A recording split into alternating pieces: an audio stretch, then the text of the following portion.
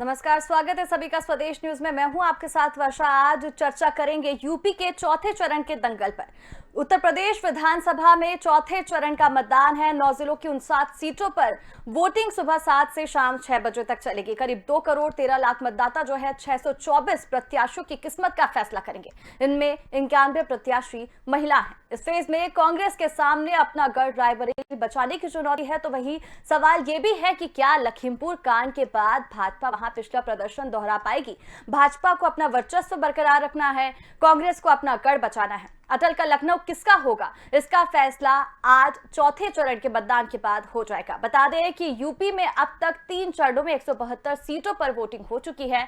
इस चरण में योगी सरकार के 4 मंत्री समेत कई दिग्गजों की प्रतिष्ठा दांव पर है। लखनऊ कैंट से कानून मंत्री ब्रजेश पाठक और मंत्री आशुतोष टंडन लखनऊ पूर्व से चुनावी समर में है और फतेहपुर जिले की हुसैनगंज विधानसभा सीट से रणदेव प्रताप उर्फ धुन्नी सिंह जो है वो मैदान में है। यूपी में आज चौथे चरण का दंगल है। चौथे चरण का मतदान चल रहा है। लखनऊ से लेकर लखीमपुर तक घमासान मचा हुआ है। चौथे चरण में 9 जिलों की करीब 59 सीटों पर जो है वो चुनाव है। 9 जिले की सीटों पर जो है 624 उम्मीदवार मैदान में है। 7 सीटों में जो है आज मतदान चल रहा है और लखीमपुरी खीरी के किसानों का मुद्दा आज जो है हावी रहेगा। लखनऊ, रायबरेली, लखीमपुर ये 3 ऐसी सीटें हैं जहां सबकी नजर बनी हुई है। आज जहां चुनाव हो रहे हैं इन तीनों सीटों पर नजर जो है सबकी है। गांधी परिवार के गढ़ रायबरेली सदर से कांग्रेस छोड़कर बीजेपी में एंट्री करने वाले अदिति सिंह जो है वो मैदान में है और इस सीट पर भी काफी चर्चा है। अदिति सिंह ने कांग्रेस की पार्टी छोड़कर बीजेपी का दामन थाम लिया था। पुलिस अधिकारी की नौकरी छोड़कर सियासत में कदम रखने वाले राजेश्वर सिंह लखनऊ की सिरोजनगर सीट से भाजपा के उम्मीदवार। उनका मुकाबला सपा के पूर्व मंत्री अभिषेक मिश्रा से है। लखनऊ मध्य से सपा के दिग्गज नेता रविदास मेहरोत्रा किस्मत आजमा रहे हैं। हरदोई से भाजपा के टिकट पर चुनाव लड़ रहे हैं। तो आज यूपी में चौथे चरण का दंगल है। ये 14 सीटें आपको बता दें कि जो सुरक्षित सीटें हैं उनके बारे में भी आपको जानकारी देना चाहेंगे। 9 जिलों में वोटिंग है। पीलीभीत, लखीमपुर खीरी, सीतापुर, हरदोई, लखनऊ, उन्नाव, रायबरेली, फतेहपुर, बांदा, ये 9 जिले हैं जहां वोटिंग होनी है। 14 सुरक्षित सीटों की बात करें तो पूरनपुर, श्रीनगर, कस्ता, हरगांव, सिधौली, मिश्रिक, गोपामऊ, सीफापुर और सांडी, मोहान, मलिहाबाद, मोहनलालगंज, बछरावा और नैरानी ये सुरक्षित सीटें माने जा रही हैं। आज चौथे चरण के दंगल में 4 मंत्रियों की अग्नि परीक्षा है। केंद्रीय रक्षा मंत्री राजनाथ सिंह, कैबिनेट मंत्री स्मृति ईरानी, कैबिनेट मंत्री कौशल किशोर, केंद्रीय गृह राज्य मंत्री अजय मिश्रा टैनी। रक्षा मंत्री राजनाथ सिंह का संसदीय क्षेत्र लखनऊ है। कैबिनेट मंत्री स्मृति ईरानी का संसदीय क्षेत्र अमेठी है। कैबिनेट मंत्री कौशल किशोर संसदीय क्षेत्र मोहनलालगंज से आते हैं। वहीं केंद्रीय गृह राज्य मंत्री अजय मिश्र टेनी संसदीय क्षेत्र लखीमपुर से आते हैं। और चर्चा आगे बढ़ाएंगे। हमारे साथ हमारे मेहमान जुड़ रहे हैं संजय राणा, राजनीतिक विश्लेषक, विवेक श्रीवास्तव, बीजेपी नेता, दीपक कबीर, सपा नेता, अकमल इमाम, कांग्रेस नेता। ये चारों का आपका मैं बहुत बहुत स्वागत करना चाहूंगी स्वदेश न्यूज की खास चर्चा में। सबसे पहले देखेंगे कि लखीमपुर पे जो है बहुत ज्यादा फोकस है, ये सीटों पर सबकी ज्यादा नजर है और लखीमपुर का जो विवाद हुआ था, किसानों का जो मुद्दा था वो बहुत ज्यादा गहराया था। सबसे पहले सपा से शुरुआत करना चाहेंगे मुद्दे की कि लखीमपुर खीरी की जो सीट है वो इतनी ज्यादा चर्चित सीट है। क्या लगता है कि आज वोटिंग जारी है, क्या होने वाला है?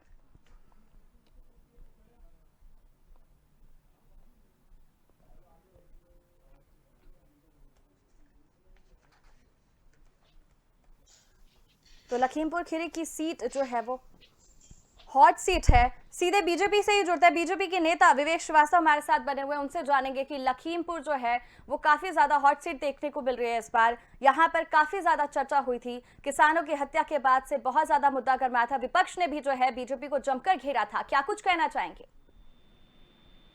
देखिए वर्षा जी, जो लखीमपुर में दुर्घटना घटी, वो इस दुर्घटना से उससे जो लोग हुए उनको एसआईटी में जांच के दौरान गिरफ्तार करके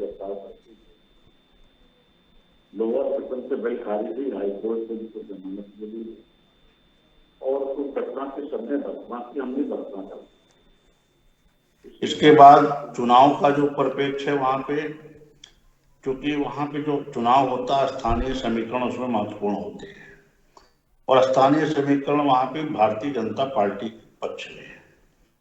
हमें पूरी उम्मीद है कि जिस तरह से 2017 में हमने लखीमपुर में अपनी जीत दर्ज की थी, उसी तरह के परिणाम हमको इस बार भी मिलने जा रहे हैं। और लखीमपुर से सटी जो अन्य जिले हैं, सीतापुर, पीलीभीत, इस तरह के जो अपने तरफ के जिले, लखनऊ, इन क्षेत्रों में भी हम पिछला परिणाम दोहराने जा रहे हैं। 59 सीटों में पिछली बार हमारे पास 51 थी, 50 हमारे पास थी, एक अपना दल के पास थी जी। हमको उम्मीद है कि इस बार वो सीटें बढ़कर के 53-54 जा सकती है, उसमें हमको कम होने के आसार नहीं दिख रहे हैं। लखनऊ में जहां मैं बैठा हूं, लखनऊ में Bharatiya Janata party clean sweep करने जा रही है। यहाँ समाजवादी पार्टी का पहले से ही सपना रहा है कि जरा खाता खुल जाए, उसको लगता है कि समाजवादी पार्टी का ये सपना भी इस बार पूरा होते नहीं दिखने वाला। जी। इस बार किन मुद्दों को लेकर जो है भाजपा जमीनी स्तर पर उतरी है? क्या लगता है लखीमपुर में कौन से मुद्दे ज्यादा हावी दिखे? देखिए, लखीमपुर में जो मुख्य पैदावार वो गन्ने की है जी। गन्ना, और दूसरी पैदावार वहां धान की है। धान की वहां 2 फसलें ली जाती हैं और गेहूं की 1 फसल होती है। हमारा जो किसानों में काम है, देखिए तमाम लोगों ने गन्ना मूल्य का दाम बढ़ाने की जो घोषणाएं की हैं, किसान सब जानते हैं कि ये घोषणाएं चाहे जितनी कर दें, इनके शासनकाल में गन्ना मूल्य का बकाया ही नहीं मिलता है। भारतीय जनता पार्टी की सरकार ने मायावती जी के समय का भी भुगतान जो बकाया था निपटाया, अखिलेश यादव जी के समय का भी जो भुगतान था। जी। कांग्रेस से भी हमारे साथ जुड़े हैं, कांग्रेस से अकमल इमाम जुड़े हैं। क्या लगता है, रायबरेली में आज चुनाव है, सोनिया गांधी का गढ़ कहा जाता है, सोनिया गांधी इस गढ़ को ही नहीं बचा पाई थी, अदिति सिंह आपकी ही नेता थी, बीजेपी में शामिल हो गई, कितनी बड़ी चुनौती लग रही है इस बार? देखिए, चुनौती तो निश्चित तौर पे चुनाव तो चुनौती होती है, इसको स्वीकार करने में कोई दिक्कत नहीं है। लेकिन देखिए वर्षा जी, कांग्रेस के पास खोने के लिए कुछ भी नहीं, जो कुछ है वो पाने के लिए है। प्रियंका गांधी ने जिस तरह से आकर के और कांग्रेस के कार्यकर्ताओं में जान फूंकने का काम किया, वो कोई ऐसा नेता कर सकता है जिसको करिश्माई नेतृत्व हम कहते हैं। प्रियंका गांधी जी का जो काम करने की शैली है, जो उनकी क्षमता है, और कांग्रेस के कार्यकर्ताओं पर हम लोगों को पूरा विश्वास है। रायबरेली ही नहीं, जहां भी चुनाव हो रहा है, हम लोग बड़ी अच्छी स्थिति में वोट लेकर के आएंगे, और आने वाली 10 तारीख ये बताएगी कि किस तरह से उत्तर प्रदेश में सपा, बसपा और भाजपा ने जो लूटा है उत्तर प्रदेश को, कांग्रेस के पक्ष में मतदाता खड़े होकर मतदान करेगा, क्योंकि वो अपना भविष्य देख रहा है। भाजपा के खिलाफ वोट देने की स्थिति इसलिए आई कि लोग अपने बच्चों का भविष्य बचाना चाहते हैं, इस देश का भविष्य बचाना चाहते हैं। भारतीय जनता पार्टी के लोगों के पास कोई काम नहीं, कोई विकास की बात नहीं करते। जब आते हैं इनके बड़े नेता, कोई न कोई ऐसे मुद्दे लेकर के आ रहे हैं, ऐसी बात बोल रहे हैं जो केवल लोगों को, समाज को बांटने वाली, समाज को लड़ाने वाली बातें हैं। लेकिन जनता इनके बहकावे में अब आने वाली नहीं है। किसी भी तरीके से पूरी तरह से जनता कमर कस चुकी है, कांग्रेस के बैनर तले आने का मन बना चुकी है। केवल रायबरेली अमेठी की बात नहीं हो रही है, लखीमपुर खीरी सहित जहां भी चुनाव हो रहे हैं, हर जगह कांग्रेस बेहतर करेगी। जी। संजय राणा राजनीतिक विश्लेषक हमारे साथ जुड़े हुए हैं, इनसे जानेंगे आज चौथे चरण में जो लखीमपुर, रायबरेली और लखनऊ सीटों पर जो है सबसे ज्यादा फोकस है, इन पर नजर बनी हुई है, इनके बारे में थोड़ा जानेंगे। संजय राणा जी, आपसे जानेंगे कि जिस हिसाब से देख रहे हैं कि लखीमपुर खीरी विवाद हो, चाहे किसानों का मुद्दा हो, सब जो है सारा समीकरण निकलकर इस बार क्या कह रहा है? देखिए, ऐसा है कि जहां तक हमारा लखीमपुर खीरी का मामला है, देखिए 12 की 12 सीटें भाजपा के खाते में गई थी 2017 में, और उत्तर प्रदेश में जिस फेज का वोटिंग हो रहा है, सबसे ज्यादा वोट इस जगह पे मिले थे, इनके 12 सीट पे तकरीबन 35 से 40 हजार वोट का डिफरेंस था जीते हुए कैंडिडेट और रनर अप में। तो आप समझ सकते हैं कितनी बम्पर वोटिंग हुई होगी। लेकिन इस बार जो समीकरण है थोड़े से बदले हुए हैं, जो चिंता का विषय हो सकता है भारतीय जनता पार्टी के लिए, क्योंकि किसान का मुद्दा जो था वहाँ किसान बेल्ट है। गन्ना खेती से भी प्रवक्ता जी बता रहे थे, गन्ना खेती मेन होती है, उसके बाद धान होता है, तो दो खेती वहाँ पे होती है और किसान ज्यादा है। तो हो सकता है भारतीय जनता पार्टी के लिए थोड़ा चैलेंजिंग हो जाए ये 12 की 12 सीटें बचाने के लिए। बट ठीक है, देखता हूँ कितनी सीटें होंगी तो 10 तारीख को पता चलेगा, लेकिन थोड़ा चैलेंजिंग है। अब आते हैं रायबरेली पे। देखिए रायबरेली में 6 सीटें हैं टोटल, और आपको पता होगा कि 2 गई थी आईएनसी में, बाकी बीजेपी ने जीत लिया था। 2 आईएनसी में, यानी अदिति सिंह और एक हमारे थे राकेश सिंह साहब। अदिति सिंह तो एनीवे आ गई है हमारी भारतीय जनता पार्टी में, और उनका जो वोट का डिफरेंस है बहुत बड़ा है। और ये वोट बैंक प्लीज समझने की कोशिश कीजिए, कांग्रेस का वोट बैंक नहीं है, अदिति सिंह के परिवार का, अदिति सिंह का वर्चस्व का, अपना जो उनका जो अपने वोट बैंक है वो अपना है। तो ये नो डाउट बीजेपी में मूव करेगा, बीजेपी का जो कोर वोटर है वो भी मूव करेंगे। तो ये थोड़ा सा चैलेंजिंग है रायबरेली में कांग्रेस के लिए, और स्पेशली सोनिया गांधी के लिए अपना फेस बचाना, क्योंकि ये हो सकती है जो पिछले 2 सीट आई थी वो दोनों भी ही ना आए।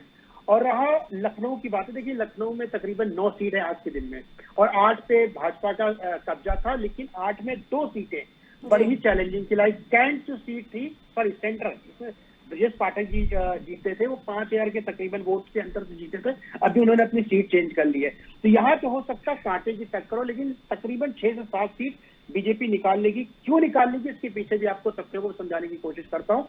93 के बाद से आज तक ये बीजेपी के साथ ही रही है, बीजेपी से कभी हटा नहीं है। और आपने देखा हो 2004 के बाद से बीजेपी के पास उत्तर प्रदेश में या नेशनल लेवल पे फेस नहीं था, जिसके फेस पे जाके वोट पड़े, सिर्फ कमल के निशान पे पड़ना था। आज के दिन में बीजेपी के पास 2 चेहरे तो एकदम हाई हैं, एक मोदी जी का और उत्तर प्रदेश में योगी जी का।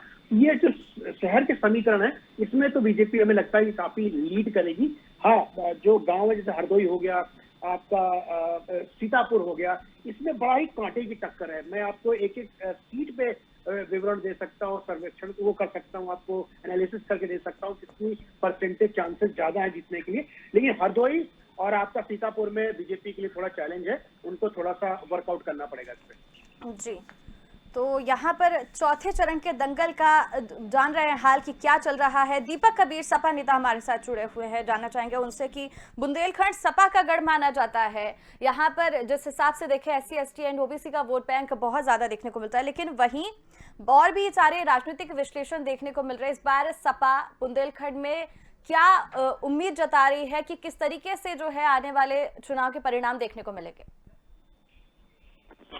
देखिए, समाजवादी पार्टी गठबंधन किसी खंड की विशेष बात अब करने की जरूरत नहीं है। चौथे चरण का मतदान चल रहा है, राजधानी में भी मतदान हो रहा है, और पूरी तरीके से एक लहर है। ये लहर 3 मुद्दों पे बहुत बुरी तरह से सिमट चुकी है। एक तो किसानों की बदहाली, जो पूरी तरीके से आवारा जानवर हैं जिन्होंने तबाह कर दिया खेती को, खेती की लागत बढ़ गई है, इन सारे मुद्दों पे जो किसानी के मुद्दे हैं। दूसरा, छात्रों नौजवानों का रोजगार का मुद्दा सबसे बड़ा मुद्दा बना है। और तीसरा जो मुद्दा बना है वो है मध्यवर्गीय लोगों का। मध्यवर्गीय लोगों में 2 मुद्दे बहुत इंपॉर्टेंट हैं। एक, जो अखिलेश यादव ने 300 यूनिट फ्री बिजली के लिए वायदा किया है, और दूसरा सरकारी कर्मचारियों का और शिक्षकों का ओल्ड पेंशन स्कीम। ये 3 मुद्दों पे शहर और गांव का वोटर सारा सिमट। इसके साथ तो बहुत सारी योजनाएं हैं, लेकिन आर्थिक तबाही से त्रस्त, अस्पतालों की बर्बादी से त्रस्त, शिक्षा की बर्बादी से त्रस्त, महंगाई से त्रस्त जनता को इन तीनों मुद्दों में, चाहे वो जिस वर्ग का हो, चाहे वो जिस जाति का हो, राहत नजर आ रही है। तो कोई खंड वंड बचा नहीं है। इन्हीं चीजों पे चुनाव हो रहा है, इन्हीं चीजों पे वोट पड़ रहा है, और इन चीजों में वोट किसी, समझ लीजिए 2 लहर चल रही है। एक तो जिस पार्टी ने बदहाली करी, भारतीय जनता पार्टी ने, उसको हराना है, और दूसरा उसको हरा के समाजवादी पार्टी को, जिसका पिछला कार्यकाल देख चुके थे, क्रेडिबिलिटी थी, उसको जिताना है। तो ये 2 पहलू हैं, इसको नजरअंदाज नहीं किया जा सकता। कोई इतनी वेव आप खुद ही देख रहे होंगे, पूरा मीडिया देख रहा है, जिस तरह का आम लोगों का रुझान आ रहा है कि उसको रोजगार चाहिए, उसको बिजली की सहायता चाहिए, उसको जो है एक बेहतर माहौल चाहिए, विकास और खुशहाली की राजनीति चाहिए। ये नफरत, दंगे, झूठ, फरेब बहुत हो गया। विवेक श्रीवास्तव जी भी हैं, क्या कहना चाहेंगे कि सपा नेता कह रहे हैं कि हाँ कि ये सपा जो है वो मैदान में है, काफी मजबूती से उतरी थी, लेकिन आप क्या कहना चाहेंगे कि किस तरीके से जो है वो चुनाव देखने को मिल रहे हैं, और क्या बुंदेलखंड में सपा का गढ़ जो है वो बरकरार रह पाएगा या फिर वहां पर भी बीजेपी अपना वर्चस्व बरकरार रखेगी? आज का चुनाव बुंदेलखंड क्षेत्र में नहीं, अवध क्षेत्र में चल रहा है। इसको जो यहाँ का अवध क्षेत्र कहा जाता है जी। और इस क्षेत्र में आपके लखीमपुर, पीलीभीत, आपका सीतापुर, लखनऊ, हरदोई, उन्नाव, रायबरेली, ये जिले आते हैं। इसमें 51 सीटें पिछली बार भारतीय जनता पार्टी ले गई थी। 50 भारतीय जनता पार्टी की थी, एक हमारे सहयोगी दल अपना दल ले गई थी। और इन दलों का क्या हाल हुआ था वो आपके स्क्रीन पे दिखाई दे रहा है। और हमें पूरी उम्मीद है कि इस बार जो कांग्रेस के पास 2 सीटें रायबरेली में थी वो भी कांग्रेस हमको देने वाली है। और लखनऊ में 1 सीट जो मोहनलालगंज गलती से समाजवादी पार्टी के पास चली गई थी वो भी ये हमको दे के जाएंगे। तो हमारा जो आंकड़ा है 51 से हम 53-54 के बीच जाने वाले हैं। और एक भी सीट हमारी इनसे खिसकने वाली नहीं है। लखनऊ हमेशा से समाजवादी पार्टी के लिए सपना रहा कि इनका यहाँ खाता खुल जाए। अब की ये सपना पूरा होते दिख नहीं रहा है। और यही हाल अगल बगल के भी जिलों का है। जिस तरह से जिन मुद्दों की चर्चा हमारे मित्र कर रहे थे, 300 यूनिट बिजली, पूरा प्रदेश जानता है कि समाजवादी पार्टी के शासन में एक रोड शो निकला था 2017 में, जिसमें स्वयं अखिलेश यादव बिजली का तार पकड़ के लखनऊ चौक की सड़कों पे खड़े थे। तो ये अपने आप में बताने के लिए पर्याप्त है कि तार में बिजली नहीं है। इनके समय में पूरा प्रदेश अंधेरे में डूबा रहता था। केवल 3 जिले में लाइट आती थी। एक था सैफई, इटावा, दूसरा मैनपुरी, तीसरा रामपुर में आजम खान के नाम पे। बाकी अगर कहीं ट्रांसफार्मर भी जल जाए तो पूरा गांव भर चंदा मिला करके ट्रांसफार्मर बदलवाता है। तो इनके इन वादों पे तो कोई भरोसा करने वाला नहीं। रही बात पुरानी पेंशन की समस्या ऐसी है कि इनके पिता मुलायम सिंह यादव जी ने ही अपने समय में पुरानी पेंशन लागू की थी और अखिलेश यादव पूरा कार्यकाल बिता दिए तो उस पर उन्होंने विचार तक नहीं किया। ये समस्या ऐसी कि बिना केंद्र सरकार के सहयोग के कोई प्रदेश सरकार इस समस्या का समाधान करने में सक्षम नहीं है। अकमल इमाम कांग्रेस नेता भी हमारे साथ बने हुए हैं, उनसे पूछना चाहेंगे कि जो अभी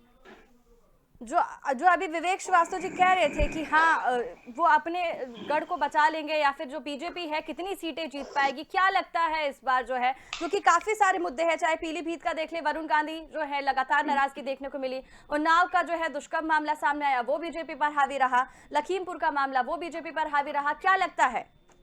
देखिए, नाराजगी किसी नेता की हो बात माने नहीं रखती। उत्तर प्रदेश की जनता भारतीय जनता पार्टी से नाराज है, इनके कृत्यों से नाराज है, इनकी हरकतों से नाराज है, इनके झूठ से नाराज है, इनके फरेब से नाराज है, इनकी सांप्रदायिक सोच से नाराज है। देखिए, आपने कहा गढ़ बचाने की बात, गढ़ तो बचेगा ही बचेगा, लेकिन हम भारतीय जनता पार्टी को निस्तेनाबूद करने के इरादे से उतरे हैं और हम उस इरादे में कामयाब होंगे और भारतीय जनता पार्टी को इनकी पुरानी जगह पे पहुंचाने के लिए जनता कमर कस चुकी है और इन्हें उस जगह पहुंचाएगी। देखिए वर्षा जी, अभी कुछ दिन पहले योगी जी का एक बयान आया 80 और 20 का, समाजवादी पार्टी की तरफ से बयान आया 15 और 85 का। हम कांग्रेस के लोग 100% की बात करते हैं, क्योंकि हम लोगों ने देश की आजादी की लड़ाई लड़ी, इस देश को 564 स्टेट में जो बटा हुआ देश था, इस देश को बनाया। उस समय भारतीय जनता पार्टी के लोग देश के खिलाफ उसके पूर्वज, पहले बात सुन लीजिए, बंटवारे में कोई नहीं, कांग्रेस कहीं बंटवारे के लिए कोई जिम्मेदार नहीं है। दूसरा विषय अभी जो चर्चा हो रही है उस पर आइए। आपने जो 80 और 20 की बात की, मैं 80 और 20 पर आना चाहता हूँ, बंटवारे की बात पर बात करूंगा तो विवेक जी आपके पास बोलने के लिए जबान नहीं होगी अगर हम बंटवारे की बात करने आएंगे। अंग्रेजों की मुखबिरी करने वाले, देश की गद्दारी करने वाले देश के साथ अगर ये बात बोलते हैं तो हमें अपने गिरेबान में झांकना चाहिए। भारतीय जनता हम पार्टी सारी के क्रेडिट झूठे आपको दे रहे हैं। राष्ट्रवादी अगर देश के बंटवारे तिरंगा के लिए आप कुचलने वाले जिम्मेदार, राष्ट्रवाद की बात करते हैं तो बंटवारे उन्हें अपने के गिरेबान दौरान में हुए झांकना तत्वों के लिए चाहिए। आप जिम्मेदार, अगर मैं मुस्लिम कह लीग रहा के हूँ डायरेक्ट कि एक्शन राष्ट्र में का हुए तत्वों सिद्धांत के लिए देने आप वाले जिम्मेदार, 84 राष्ट्र के का दंगों के लिए सिद्धांत आप देने जिम्मेदार, वाले महात्मा गांधी की हत्या के बाद वीर के पंडितों की साथी हत्या के लिए आप अगर ये जिम्मेदार। बात कहते हैं तो उन्हें अपने सारी गिरेबान में क्रेडिट झांकना लीजिएगा, क्यों नहीं चाहिए। लेते हैं? विवेक जी आपकी मीठा हताशा मीठा बता रही है सब कि कड़वा आप पूरी कड़वा तरह से क्यों? हार रहे हैं। ये आपकी मीठा हताशा मीठा बता सब रही है कि कड़वा आप पूरी कड़वा तरह से क्यों? हार रहे हैं। हमारी बात तो सुन लीजिए, आप हार रहे हैं ये आपकी हताशा बता रही है। आपकी जबान, आपकी आचरण, आपकी हरकत ये बता रही है कि आप कहीं से राष्ट्रवादी नहीं, आप दूसरों को सुनना नहीं चाहते। आप अभिव्यक्ति की आजादी पर आप कुठाराघात कर रहे हैं, आप संवैधानिक व्यवस्था पर कुठाराघात कर रहे हैं।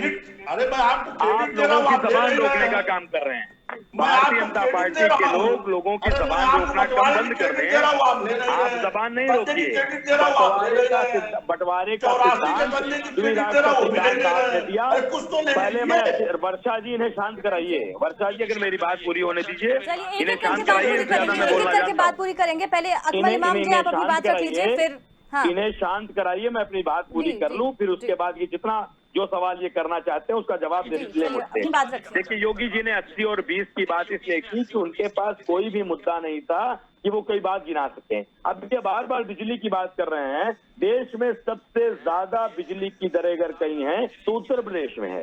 सबसे ज्यादा महंगी बिजली अगर कोई दे रहा है तो उत्तर प्रदेश दे रहा है। उत्तर प्रदेश के लोग लेने को मजबूर हैं। आज भारतीय जनता पार्टी के लोग किस मुंह से इस बात को कहते हैं, किस मुंह से इस बात को कहते हैं कि हम बिजली दे रहे हैं? किन जिलों में आप बिजली दे रहे हैं? कितने दिनों में आप बिजली दे रहे हैं? आप बिजली का कितना किराया वसूल रहे हैं? आपके यहाँ ट्रांसफार्मर जल जाता है तो लोगों को अपनी जेब से चंदा करके लगाना पड़ता है। सड़कें जो आप बना रहे हैं वो सड़कें आपने बेच रखी है। आपने कोई काम नया नहीं किया। आपने आपके विकास का पैमाना सिर्फ वही है जो योगी जी ने कहा, 80 और 20 की राजनीति। अगर वर्षा जी 2 मिनट का समय दिए तो मैंने 80 और 20 का मतलब समझा दूं। ये जिन 80 और जिस 20 में उत्तर प्रदेश की जनता को, देश की जनता को बांटना चाहते हैं, उसमें आप जान लीजिए कि 80% ये जो बांटना चाहते हैं, वोट लेना चाहते हैं, वो मुसलमानों के खिलाफ खड़ा करके। लेकिन आप ईमानदारी की बात मैं विवेक जी को बताना चाहूंगा कि कहीं भी किसी मुस्लिम एरिया का रिकॉर्ड उठा के देख लीजिए, 70% मुस्लिम आबादी सऊदी अरब पर आश्रित है, जिसका सरकार से यहाँ से कोई लेना देना नहीं है, वो इनके उस पर नहीं है। उसके बाद जो बचते हैं वो कहीं बाल की दुकान खोल के बैठे हैं, कहीं पंचर की दुकान खोल के बैठे हैं, कहीं पर मुर्गे की दुकान खोल के बैठे हैं। वो स्किल वर्क कर रहे हैं, उससे वो कमा रहे हैं, सरकार का कोई लेना नहीं। ये सिर्फ खतरा दिखाते हैं मुसलमानों का जी, जो कि सच्चाई ये है, ये हिंदुओं के लिए खतरनाक है। ये 80% लोगों के लिए खतरनाक हैं। भारतीय जनता पार्टी के लोग, इनके बच्चे पढ़ते हैं विश्वविद्यालय में, डेलीगेसी में, और लाखों रुपया खर्च करके जब लड़का एग्जाम देने के लिए भरता है और जाता है एग्जाम देने, तो योगी बाबा की सरकार पर्चा आउट करा देती है। जब उस पर सवाल पूछा जाता है तो उन्हीं बच्चों को पीटा जाता है। आप बताइए, क्या किसी मुस्लिम की लाश को किसी कहीं पर कफन नोचते हुए किसी ने देखा? नहीं देखा। लेकिन गंगा भर गई अफजली लाशों से। वो लाशें किसकी थीं? जिन लाशों को कुत्तों ने नोचा वो लाशें किसकी थीं? वो लाशें जिस पर से योगी बाबा ने कफन नचवाए, वो लाशें किसकी थी? ये सिर्फ और सिर्फ हिंदुओं का तुष्टीकरण करते हैं। मेरी बात सुन लीजिए। पूरी तरीके से ये लोग पूरी तरह से देश विरोधी हैं, खासतौर से हिंदू विरोधी हैं। ये हिंदुओं को बेवकूफ बना के उनका वोट लेने का काम करते हैं, लेकिन पढ़ा लिखा समाज सब समझ चुका है, इनको इनके स्थान पर पहुंचाएगा। जिस तरह के सुहागिनों ने अपने बाल मुड़वाए हैं, वो शाप इनको लगेगा और योगी बाबा की सरकार जाएगी। योगी फिर से मठ में जाएंगे, कहीं फिर दोबारा भारतीय जनता पार्टी को लोग दिखाई नहीं पड़ेंगे। ये उत्तर प्रदेश की जनता तय कर चुकी है। विवेक श्रीवास्तव जी, बड़े आरोप लग रहे हैं, क्या कहना चाहेंगे? वर्षा जी बड़ी क्रेडिट ले रहे थे अकमल जी, मैं इनको भारत विभाजन की भी क्रेडिट देना चाह रहा था, भारत विभाजन के दौरान हुए दंगों की क्रेडिट देना चाह रहा था, महात्मा गांधी की हत्या के बाद जो ब्राह्मण वर्ग की हत्या हुई उसकी भी क्रेडिट देना चाह रहा था। जिन्ना के साथ मंत्री कौन था? जिन्ना के साथ मंत्री कौन था? अब आपने बोल दिया, सुन तो लीजिए भाई, सुनिए, द्विराष्ट्र संविधान देने वाले लोग अगर देश के बंटवारे की बात करते हैं तो उन्हें अपने गिरेबान में झांकना चाहिए। सन 84 के दंगों की भी क्रेडिट ले लीजिए। अभी आप बंटवारे पर रहिए, सन 84 की बात बाद में होगी। सारे क्रेडिट लीजिए ना। अरे भाई हम तो भारत माता की जय का नारा लगा के देश बेचने वाले लोग कभी देशभक्त नहीं हो सकते। और महात्मा गांधी की हत्यारे का महिमा मंडन करने वाले लोग कभी देशभक्त नहीं हो सकते। अरे भाई आप लोकतंत्र की हत्या नहीं कर रहे हैं आप। अब आप अपना लेखन भूल गए। वर्षा जी, जब यहाँ से कांग्रेस शासन की विदाई हुई तो इसका बड़ा रोचक दृश्य है। वीर बहादुर सिंह जी यहाँ मुख्यमंत्री थे और उन्होंने उत्तर प्रदेश में राज्य कर्मचारियों और प्राथमिक शिक्षक संघ के संयुक्त धरने पे घोड़े दौड़वाए थे।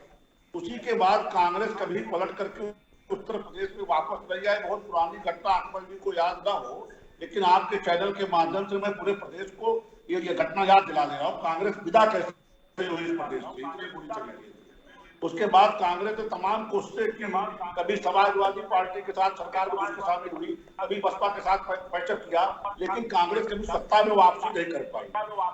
आज जिस क्षेत्र में चुनाव हो रहा है, इनके पास मात्र 2 सीटें थी। वो 2 सीटें भी जीतने की स्थिति में नहीं है। इसके पहले लोकसभा आपने देखा होगा कि किस तरह से छोड़ करके राहुल गांधी चले गए, और ये रायबरेली भी जो लोकसभा है वो भी अगर समाजवादी पार्टी वगैरह इनकी मदद में ना अपने प्रत्याशी हटा ले वहां से, तो भी जीतने की स्थिति में सीधे नहीं है। ये 2 सीटें जो विधायकों की है, ये भी ये सीटें इस विधानसभा में जीतने वाले नहीं है। कांग्रेस की स्थिति तो ये है कि ये इनके पास कुछ है ही नहीं है खोने के लिए, तो अनावश्यक गाल बजा रहे हैं यहाँ बैठ करके।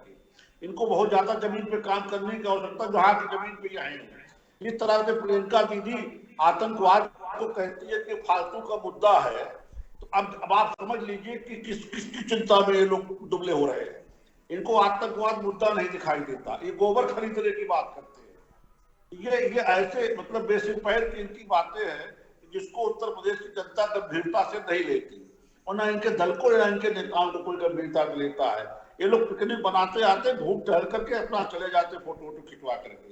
इनसे कोई लड़ाई भारतीय जनता पार्टी की कहीं नहीं है। हमें इनसे कोई मतलब परेशान वाली बात नहीं है, जो बोलना वो बोलते रहे। भारतीय जनता पार्टी 365 दिन जमीन पे काम करने वाली पार्टी है, और काम हमने किया हो, जनता की गुड गवर्नेंस गुड डिलीवरी दी है, और उसका परिणाम जनता जनार्दन के आशीर्वाद स्वरूप हमें प्राप्त होने जा रहा है।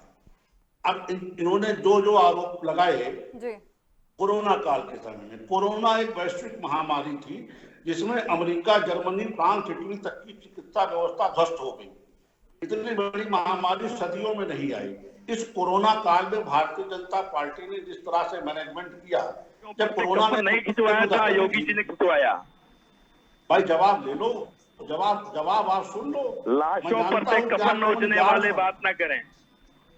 आप लोग जॉर्ज फर्नांडिस को लोकसभा में बोलने नहीं दिए थे। आप लोकतंत्र के हत्यारे हैं, इमरजेंसी लगाने वाले। मैं आपसे बहुत ज्यादा सदा सहता की अपेक्षा नहीं करता, लेकिन चूंकि ये वर्षा जी ने मुझे मौका दिया है बोलने का, तो मुझे विवेक जी ये हुआ था कि गंगा किनारे लाशें देखी गई थी, और अभी संसद में इस चीज को नकार दिया गया कि ऐसा कुछ वाकया नहीं हुआ। नहीं वर्षा जी इसको पहले खींचा गया था, कफन नुचवाया था योगी जी की सरकार ने। हमारे यहाँ इलाहाबाद के प्रयाग घाट पर भाभा मऊ में गंगा के किनारे हम लोगों ने अपनी आंखों से देखा, और फोटोग्राफ हमारे पास मौजूद हैं। सरकार के नुमाइंदों ने कफन नोचे हैं लाशों पर से। हम लोगों ने हमने उन लाशों को जो है जलाने का काम किया। जी वर्षा जी, हिंदू संस्कृति में 100 के अंतिम संस्कार की 3 विधियां हैं। बहुत बच्चा छोटा हुआ तो उसका जल प्रवाह करते हैं, या सर्पदंश वगैरह से मृत्यु तो जल प्रवाह करते हैं। थोड़ा बड़ा हुआ तो उसको जमीन में गाड़ते हैं, और अगर लेकिन लाशों पर से कफन खींचना कहाँ लिखा है सर? जाओ भाई, बात ये किस मठ में बताया? क्या योगी जी का मठ यही बताता है कि लाश पर से कफन खींच लो? मेरी बात पूरी हो जाने दीजिए, आपको मौका मिलेगा, आप अपनी बात रखिएगा। और इसके बाद जो यदि आयु पूर्ण हो जाती है तो उसका अग्नि संस्कार होता है। ये तीनों विधियां हिंदू धर्म में हैं जिनको ठीक इनको है। नहीं मालूम, आप दोनों इसलिए पे मैं इस तरह की वापस बातें कर चर्चा रहे के लिए आऊंगी। संजय राणा राजनीतिक विश्लेषक हमारे साथ जुड़े हैं। तो संजय जी, जैसे देखेंगे कि अभी हाँ गंगा किनारे लाशों का मुद्दा हो, चाहे लखीमपुर खीरी किसानों का हत्या मुद्दा हो, चाहे उन्नाव का दुष्कर्म मामला हो, इस बार आतंकवाद का मामला हो, क्योंकि अहमदाबाद ब्लास्ट केस के बाद जो है उसकी जो गूंज, अहमदाबाद ब्लास्ट केस की गूंज जो थी वो उत्तर प्रदेश के चुनावी सभाओं में भी सुनाई दी थी। तो ये जो मुद्दे हैं ये कितना असर डालेंगे? देखिए वर्षा जी, यदि मैं दोनों प्रवक्ताओं को सुन रहा था, कुछ हमें तथ्यात्मक बातें करनी चाहिए। जब टीवी डिबेट पे बैठते हैं तो टीवी डिबेट में तथ्यों से बात करनी चाहिए। टीवी डिबेट पे कोई भाषण देना नहीं समझ में आता है। जहाँ रहा लाशों पे बात, तो उन्होंने भारतीय जनता पार्टी के प्रवक्ता ने रिचुअल्स को एक्सप्लेन किया है कि हिंदू रीति रिवाज है, तो उसमें मैं नहीं जाना चाहूंगा क्योंकि धार्मिक मैटर है। अब आते हैं किसानों के मुद्दे। तो किसानों का मुद्दा जो पीलीभीत में थोड़ा बहुत है, बहुत लंबे स्केल पे नहीं है, इसको आप जो बहुत ज्यादा इम्पैक्ट करेगा चुनाव को। रहा मुद्दे जो है महंगाई और बेरोजगारी का और क्या कहते हैं राष्ट्रवाद का, ये 3-4 मुद्दे लेकर के चुनाव हो रहे हैं। लेकिन क्या होता है कि कहीं ना कहीं पे आकर के विपक्ष भारतीय जनता पार्टी के ट्रैप पे फंस जाता है। जैसे आतंकवादी का मुद्दा, देखिए आतंकवादी कोई भी हो सकता है, उसके पिता और भाई उसके लिए रिस्पॉन्सिबल नहीं है, लेकिन कोई भी सामाजिक पार्टी हो या सामाजिक लोग हो, ऐसे लोगों से उनको दूरियां बनाना चाहिए जिससे उन पे आक्षेप नहीं लगे, जो शायद कहीं ना कहीं हमें लगता है, हमारे हिसाब से समाजवादी पार्टी ने एक थोड़ा सा उनको एक्शन लेना चाहिए और पर्दे पे आके यानी टीवी पे आकर के अपने स्टैंड को क्लियर करना चाहिए, जिससे ही मुद्दा हट जाए। देखिए आपको 2014 से वर्षा जी समझने की कोशिश की, 2014 से बीजेपी ने एक नैरेटिव सेट किया नेशनल राष्ट्रवाद का, नेशनलिज्म का। तो ये पूरी तरह वो अपनी टीम को कन्विंस कर चुके हैं, इंडिया के लोगों को कन्विंस कर चुके हैं कि नेशनलिज्म मतलब भारतीय जनता पार्टी। ठीक है, तो एक उनके साइड ही पॉजिटिव पॉइंट चला जाता है।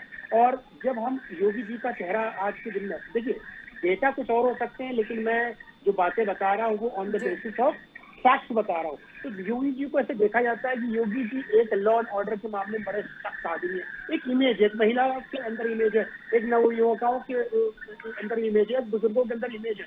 ठीक है, अब आते हैं मूलभूत मुद्दे जो हमारी महंगाई है और हमारी बेरोजगारी। देखिए महंगाई ऐसे बोलने से कम, मैं कम कर दूंगा तो दाल की कीमत कम नहीं हो जाएगी। उसके लिए समाजवादी पार्टी अगर बोलती है कि वो मुद्दे को कम कर देंगे, तो कैसे कम कर देंगे?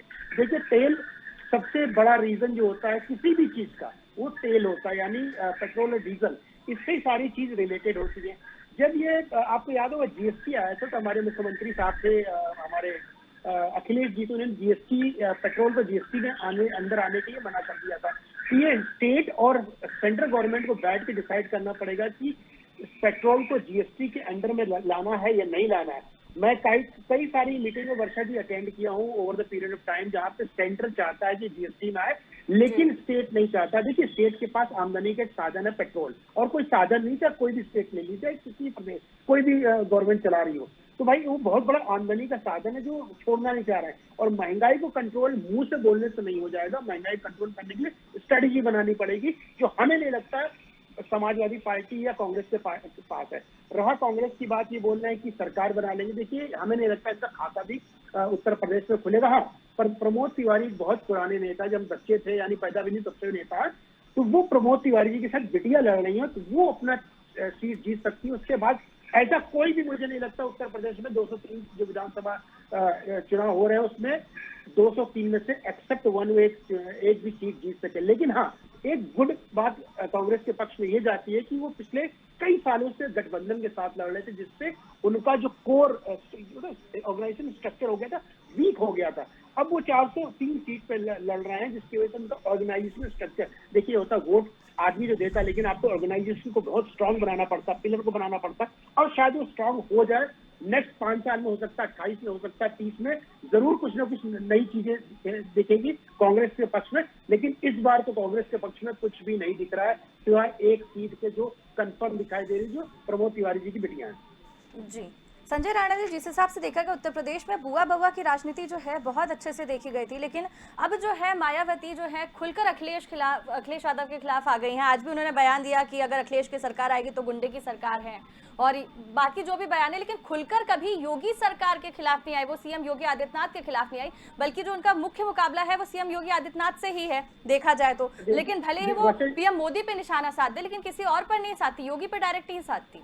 जी जी, मैं देखिए मायावती जी अभी सुबह में डिबेट में गए बैठा हुआ था, तो मायावती अभी जी कंफ्यूज लग रही है कि उनका दुश्मन कौन है। लेकिन हाँ, अगर दोनों में कंपेयर करें भारतीय जनता पार्टी और समाजवादी पार्टी में, तो वो समाजवादी पार्टी को अपना बड़ा दुश्मन मानती है एज पर उनका मनोभावना है।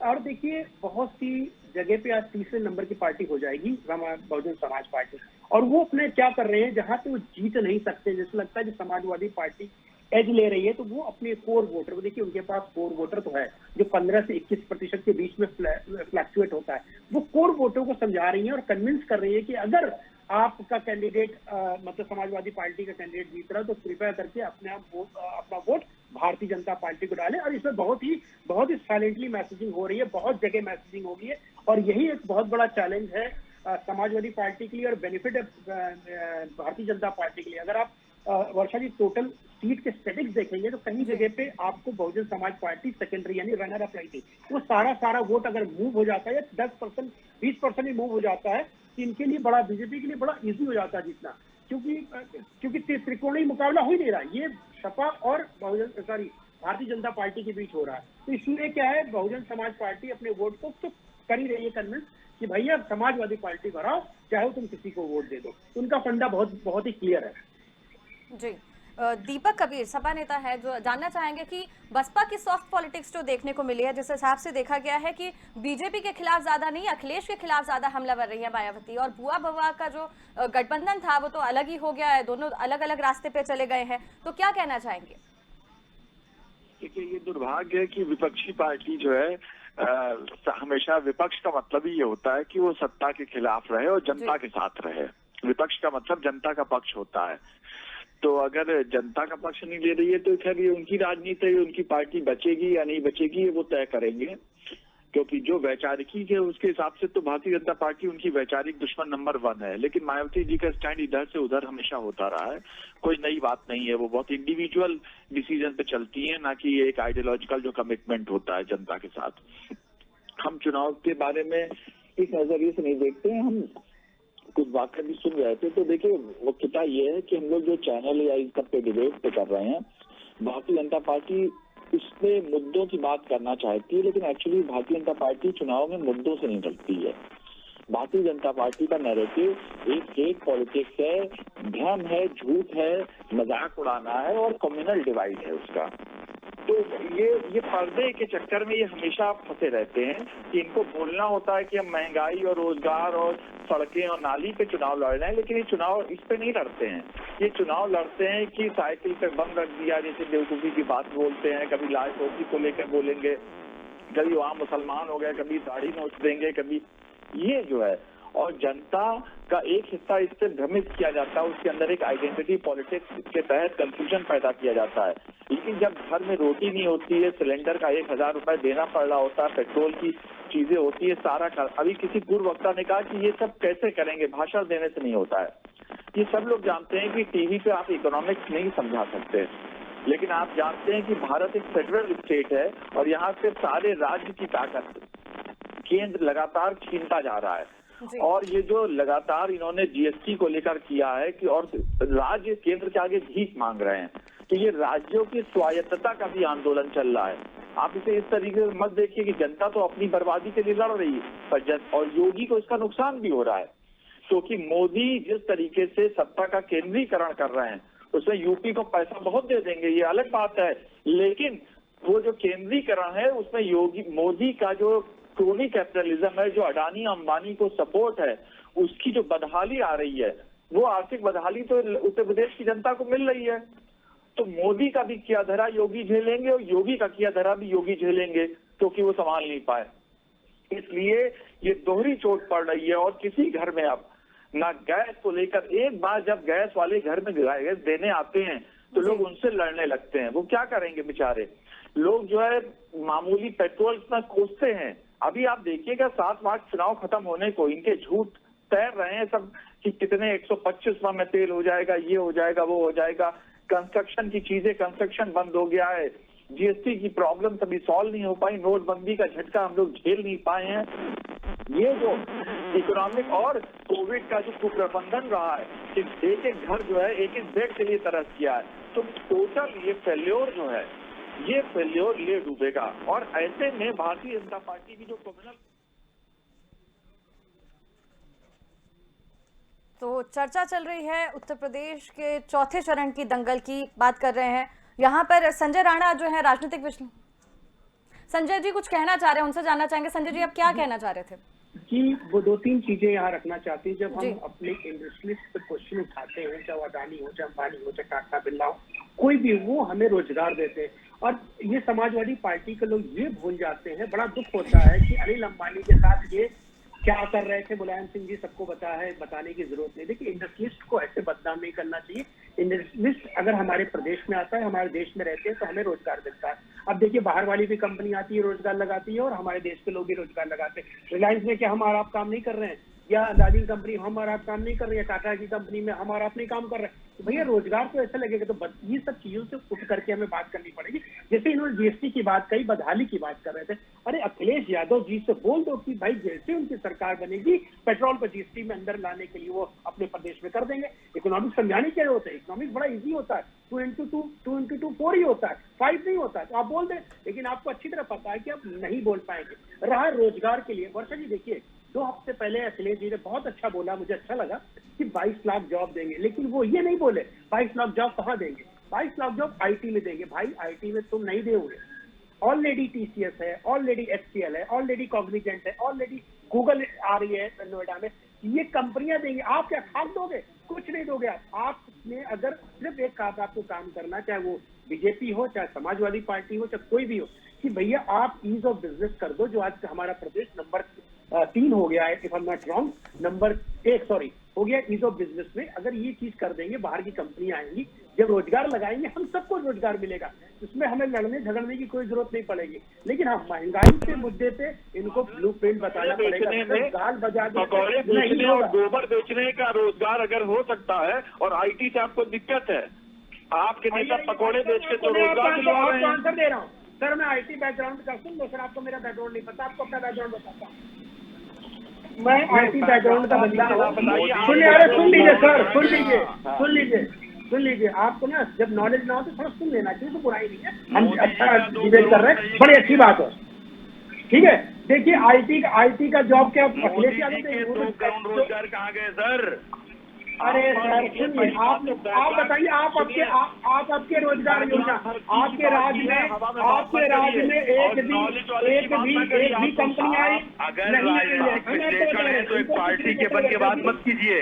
नहीं, आप भारतीय जनता पार्टी के प्रवक्ता बन के बात कर रहे हैं, दिक्कत ये है। प्रवक्ता बनने का शौक नहीं है, मैं आपको सत्य बता रहा हूँ। इन्होंने बोला था लैपटॉप बचवाएंगे अखिलेश यादव जी ने, मालूम है मैडम उसमें क्या हुआ था वर्षा जी? उन्होंने एसएल से टाइप किया था, एसएल को जमीन दे दी लखनऊ में, और 1 लाख लैपटॉप की इसका पेमेंट आज तक नहीं किया। तो देखिए आप, हमें तो खुशी इस बात का आपने पेमेंट दिया नहीं दिया हमसे कोई मतलब नहीं है। एटलीस्ट एक सेटअप हो गया लखनऊ में एसएल का, जिसमें लोगों को रोजगार मिल गया। देखिए रोजगार के लिए योजना चाहिए, आपके अंदर फ्यूचरिस्टिक सोच होनी चाहिए। जब तक नेता के अंदर फ्यूचरिस्टिक सोच नहीं है, तब तक वो डेवलपमेंट कर ही नहीं सकता।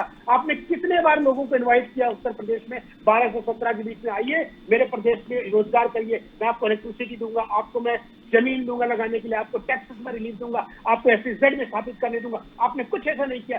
देखिए बोलना बहुत ईजी है, भाषण आप दे सकते हो, हमसे अच्छा बात नहीं हो सकता, मैं आपसे अच्छा दे दूं, लेकिन सत्यता यही है कि सिवाय गुंडाराज और सिवाय कुछ लोगों के तुष्टीकरण के अलावा इस प्रदेश में 2012 से 17 के बीच कुछ नहीं हुआ। और आखिरी के 2 साल में तो आपस में परिवार में झगड़े होते रहे, तो उसमें हम क्या बोल सकते हैं? हमें तो बड़ी उम्मीद थी जब चीफ मिनिस्टर बने थे, बड़ी खुशी हुई थी, ऑस्ट्रेलिया से पढ़ के कुछ करेंगे, लेकिन नहीं हुआ। किसानों में गाड़ी से उसी में किसान पे भी आ जाता हूँ, किसान पे भी आ जाता हूँ, वर्षा जी में किसान पे भी आता हूँ, मैं किसान पे आ जाता हूँ। सर आपका सुन लीजिए, अरे सर आपको किसान पे भी आपके पास आंसर नहीं है। अरे किसानों के पास किसान पे भी आंसर नहीं है मैडम। इन्होंने 95,000 करोड़ रुपए गन्ना किसानों का पेमेंट किया था जो सिर्फ 2015 तक का 16-17 का पेमेंट ही नहीं किया। और हम बताते हैं इन्होंने 210 रुपए था 280 रुपए कर दिया गन्ना का मूल्य, उसके बाद कुछ नहीं बढ़ाया। तो भैया आप किस किसानियत की बात कर रहे हो? आपने क्या अभी बोले किसान जो अरे भाई 300 यूनिट पेमेंट की बात 300 यूनिट फ्री कर देंगे। अरे भैया इलेक्ट्रिसिटी नहीं आएगी, इलेक्ट्रिसिटी नहीं आएगी, फ्री बात कर दोगे। आप ये बता दो उत्तर प्रदेश में कितने बिजली कनेक्शन है आपके पास? तो आपको यही नहीं पता होगा आपके पास बिजली कनेक्शन कितना है, बोलो तो हम बता दें मीटर कितना है। अरे आपको पता ही नहीं है, जब आपको नंबर ही नहीं पता होगा बता रहे हैं। अब मैंने कहा कि आप एक एक चीज पे रोजगारी पे बात करोगे, उस पर बात करेंगे। आप एक एक चीज पे बात करोगे, हवा में बात नहीं कर रहे हैं। अरे हवा में नहीं, मैं आपसे बोल रहा हूँ आपने कितना पेमेंट किया 2012 से 2017 के बीच में किसानों का? बताइए, जवाब दीजिए। आप दीजिए, क्या बताएं जवाब? आप जवाब दीजिए, आपके पास नहीं है जवाब, आपको तो नंबर ही नहीं पता है कि आपने राणा जी आप 12 से 17 की बात कर रहे हैं तो 17 से 22 के बारे में भी बात कर दीजिए ना। आप भाजपा के प्रवक्ता बन के बात ना करें। 1,42,635 गूगल कर लो भाई, पढ़े लिखे को फारसी की जरूरत नहीं होती है, गूगल कर लो। ये गन्ना किसानों को भुगतान हुआ है 2 अगस्त 2021 तक लगभग 85% किसानों का भुगतान हुआ है। हमारा देश, हमारा यानी प्रदेश उत्तर प्रदेश 43% गन्ना पैदा करता है, नहीं कि हमारी जमीन है 43% है। अरे भाई सारे डेटा ले लो, दे दो ना, हमें में बात मत करो मेरे साथ। बताओ अकमल इमाम जी कह रहे हैं कि बीजेपी सरकार में गन्ना का भुगतान नहीं हुआ है, क्या कहेंगे संजय राणा जी इस बारे में? मैं बता रहा हूँ वर्षा जी, मैं आपको नंबर बता रहा हूँ। बीजेपी सरकार में 1,42,000 करोड़ रुपीस भुगतान हुए हैं, जो तकरीबन 85% है। पिछले मैं 2017 से 21 तक, जो अभी कह लीजिए दिसंबर तक का मैं डेटा दे रहा हूँ, ठीक है। और इनके सरकार में कितना हुआ था? समाजवादी के 95,000 करोड़ रुपए, बीएसपी के सरकार में कितना हुआ था? 55,000 करोड़ रुपए। भैया आप, और इनका गन्ना का मूल्य कितना था? बता रहा हूँ, जो आखिरी महीने में बढ़ा था 280 पर चर्चा कर लीजिए ना। हाँ, बकाया में बात करते, किसानों का तो अभी बहुत बकाया है, उस पर चर्चा कर लीजिए ना। तकरीबन 12,000 करोड़ रुपए बकाया है भैया, आपको 2 साल से पेमेंट ही नहीं दिया। इनका तो तकरीबन 85 से 88% दे दिए हैं। सिर्फ देखिए टोटल गन्ना जो मिल है ना 120 है, 120 गन्ना मिलों में से 53 ने तो 100% पेमेंट कर दिया है। अब सर डेटा ले लो, मैं सारा चीज आपको व्हाट्सएप कर दूंगा, वर्षा जी आपको भेज देंगे। ठीक है, और हम हमसे डिबेट कर लो। जी, विवेक श्रीवास्तव बीजेपी नेता, उनकी तरफ चलेंगे। विवेक श्रीवास्तव बीजेपी नेता, उनकी तरफ चलेंगे। आज जो है रीता बहुगुणा लखनऊ सांसद, उनके बेटे मयंक जोशी ने अखिलेश यादव से मुलाकात की। ये नहीं झुठला सकते कि थोड़े समय चुनाव से पहले ही आपके मंत्री जो है, बीजेपी के मंत्री जो है सपा में शामिल हो गए। अब इस मुलाकात के क्या मायने निकाले जाए? देखिए वर्षा जी, कल उन्होंने, मयंक जी ने अखिलेश जी से मुलाकात की है। रीता बहुगुणा जी यहाँ पे 2017 में जी विधायक हुई थी जी। उसके बाद वो लोकसभा चुनाव लड़ गई इलाहाबाद से, और मयंक जी कभी भी यहाँ पे इस विधानसभा में भारतीय जनता पार्टी में सक्रिय नहीं थे। हालांकि वो उनके लिए टिकट चाहती थी और भारतीय जनता पार्टी ने उनकी इसी सक्रियता को न देखते हुए उनके ऊपर यहाँ विचार नहीं किया है। वो गए हैं, अखिलेश यादव जी को ने उनको मिलने के लिए बुलाया। मुझे नहीं लगता कि उनके जाने का कोई भारतीय जनता पार्टी के स्थानीय समीकरण पर असर पड़ने वाला है। मतलब आप ये कह रहे हैं कि हो सकता है वो जा सकते हैं? नहीं, मिलने गए हैं तो अब मुलाकात किए, ऐसे अवसर पे किए, उससे क्या मैसेज आता है तो सबको समझ में आता है।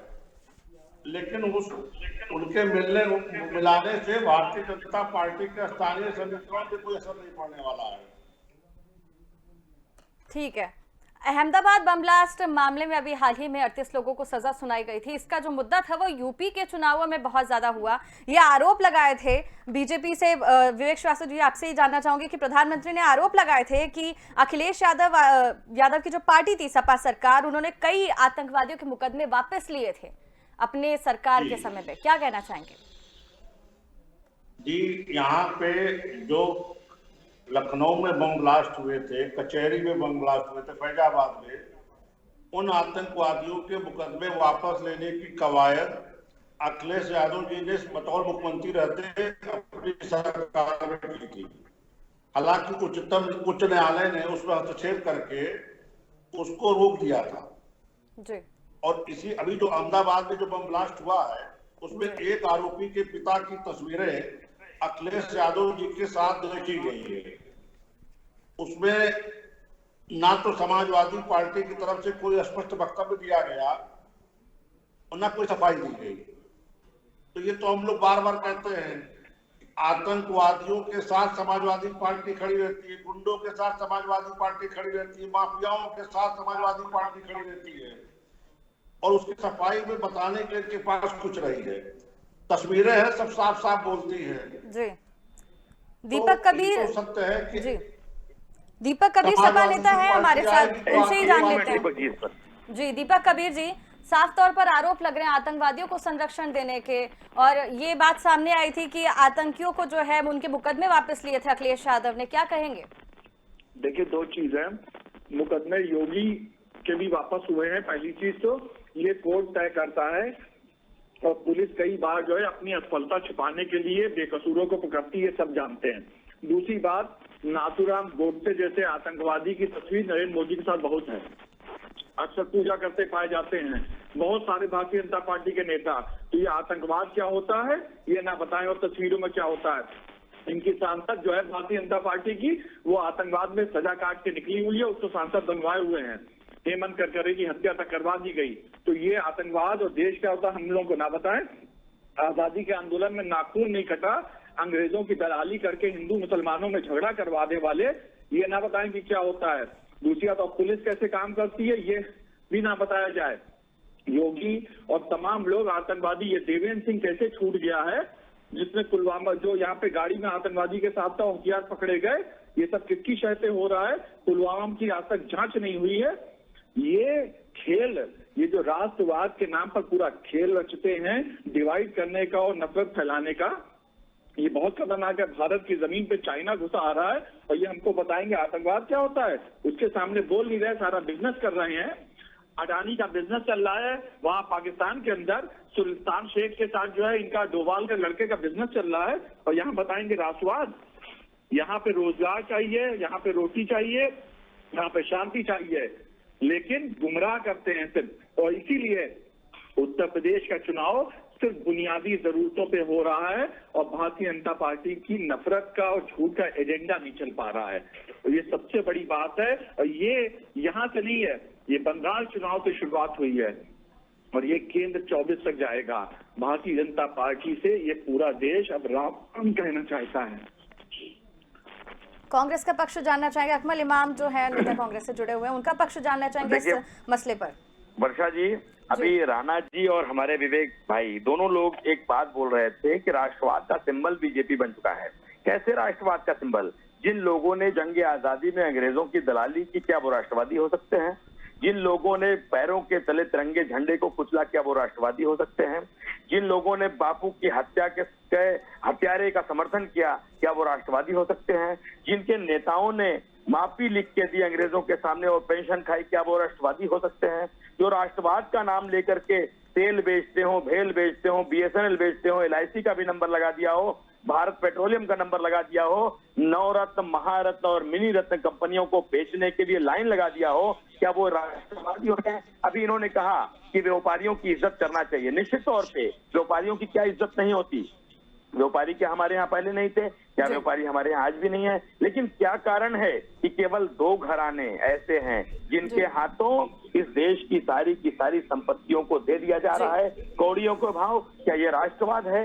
ये राष्ट्रवाद नहीं है। ये पूरी तरह से जो व्यापारियों ने भारतीय जनता पार्टी के प्रचार प्रसार और सरकार बनाने में पूंजी लगाई है, इन्वेस्ट किया है, वो उनसे किया हुआ जो वादा है उसके जरिए मोदी जी इस देश की संपत्ति। आपके सवाल का जवाब संजय राणा जी देना चाहते हैं। संजय राणा जी जवाब कुछ देना चाहते हैं, सुन लेते हैं। पूरी बात करना चाहता हूँ। संजय राणा जी आपने बताया, परिचय कराया था राजनीतिक विश्लेषक के रूप में, लेकिन मैं कह रहा हूँ कि भारतीय जनता पार्टी के प्रवक्ता के रूप में बात कर रहे हैं। अगर ये स्वच्छ राजनीति की बात अगर करते तो उन्होंने अगर अखिलेश जी के सुन लेते हैं ना, सुन लेते हैं संजय राणा जी से ही सुन लेते हैं कि वो क्या कहना चाह रहे हैं। भारतीय जनता पार्टी की योगी सरकार।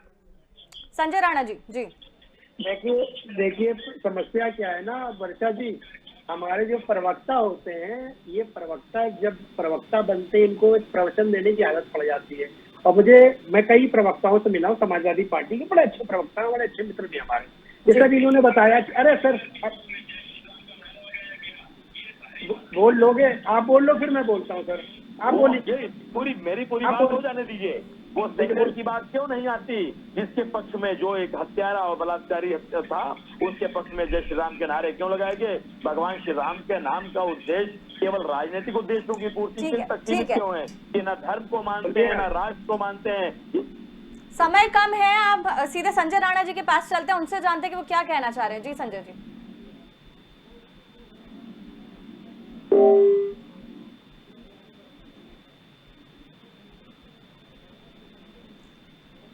संजय जी आपसे जानना चाहेंगे, अभी जो राष्ट्रवाद की जो परिभाषा बताई जा रही थी उसके बारे में क्या कहेंगे?